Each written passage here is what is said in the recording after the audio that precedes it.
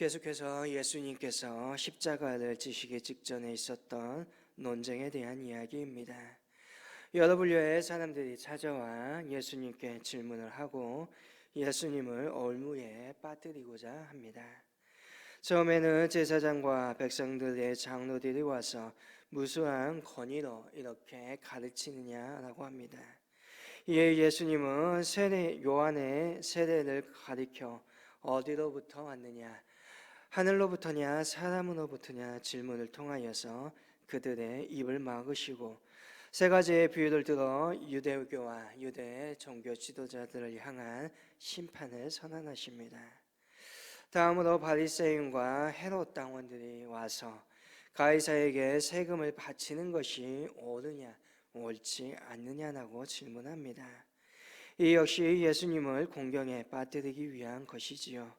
이 질문에 대해 예수님은 가이사의 것은 가이사에게, 하나님의 것은 하나님께 바치라 놀라운 대답으로 그들의 시험을 물리치십니다. 이제 오늘의 말씀을 통하여서 보며 또 다른 사람들이 찾아와 예수님께 질문합니다. 23절의 오늘의 말씀을 보면 이들은 사두개인들입니다.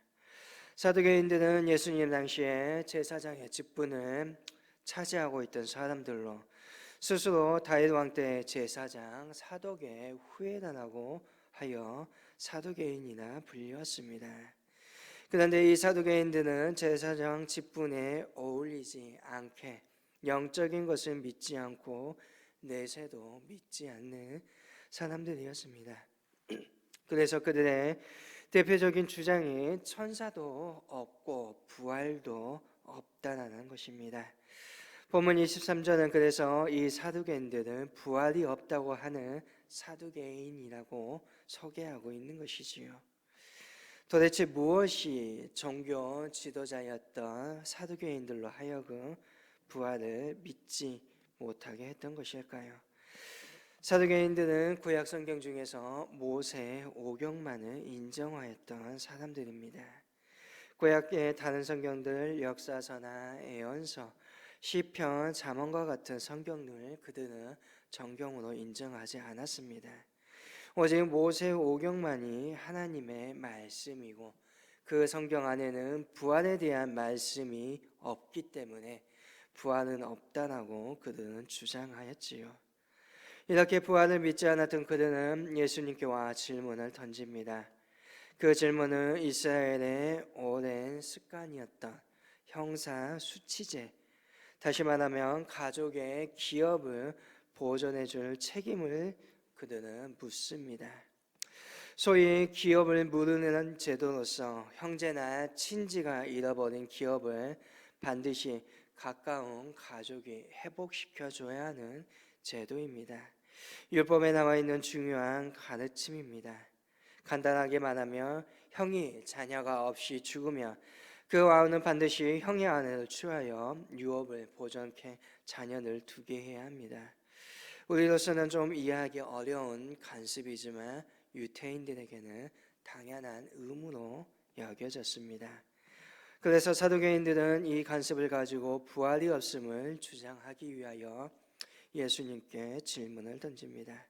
만일 형이 자녀가 없이 죽었으며 그 용서를 줄 자가 취해서 형의 유업을 이어주는 것이 당연한데 둘째도 셋째도 계속해서 맞이인 7째까지 그러한 상황을 반복하다가 결국은 여인까지 죽게 되었으니 만일 부활이 있다고 한다면 부활 후에 이 여인은 과연 누구의 부인이냐 하는 것입니다. 이 질문을 통하여 그들은 부활이 없다는 사실을 주장하고 싶었던 것입니다. 이에 대해서 예수님은 놀랄만한 이야기를 들려주십니다.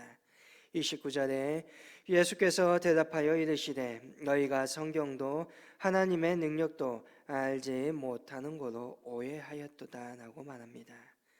예수님은 사두개인들을 향하여 성경도 모르고 하나님도 모르는 사람이라고 말씀하십니다.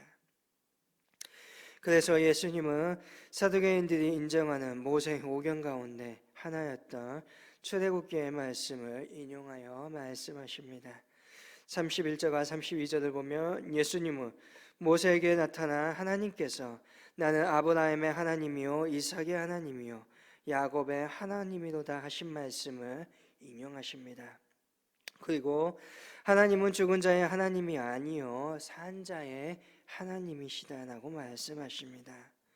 모세에게 하나님이 이 말씀을 하실 때를 생각해 보면 아브라함과 이삭과 야곱 모두 이미 죽은 지 400여 년이 지난 후입니다. 그런데도 하나님은 지금도 아브라함과 이삭과 야곱의 하나님이십니다. 이 말을 닫고 말하면 이는 과거가 아닌 현재의 하나님, 아브라함과 이삭과 야곱이 지금도 살아있다는 것을 의미하는 것이지요.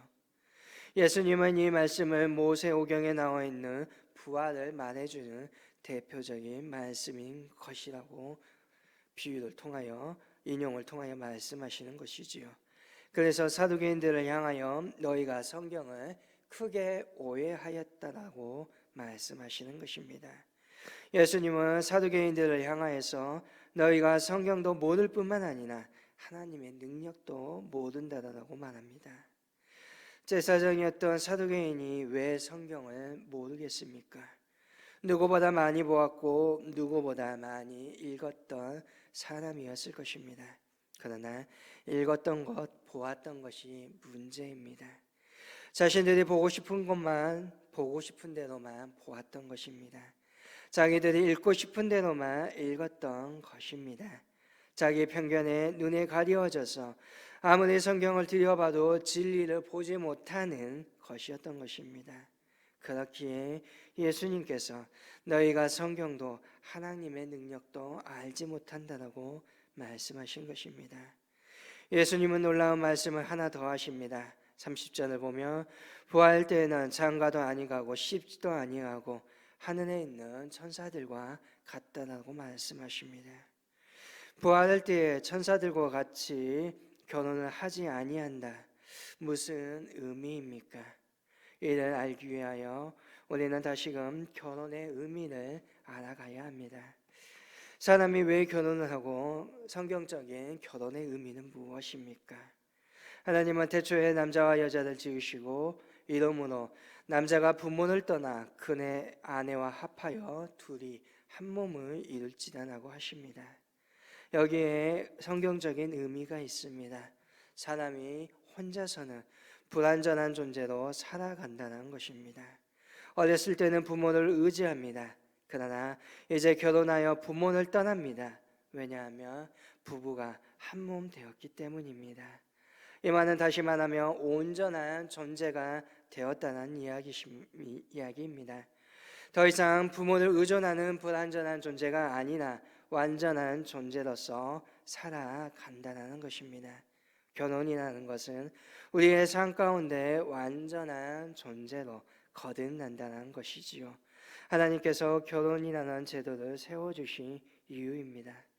그러므로 천국에서는 결혼할 필요가 없습니다.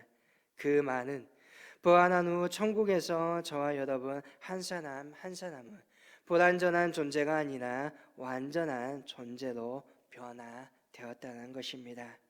그러므로 부활신앙을 갖는다는 것은 단순히 죽었다가 살아나는 것이 아닙니다.